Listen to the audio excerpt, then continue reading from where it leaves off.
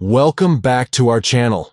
In today's video, we will guide you through the simple steps on how to send photos as documents in a WhatsApp community. So, let's get started. Step 1.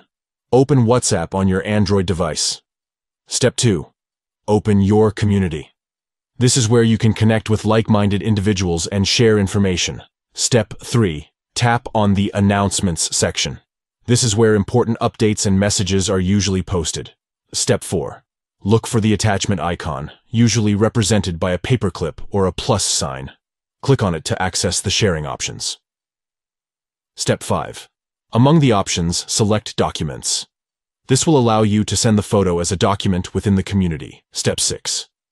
Now, browse through your device's gallery or file manager to find the image you wish to share. Once you've located it, tap on it to select it.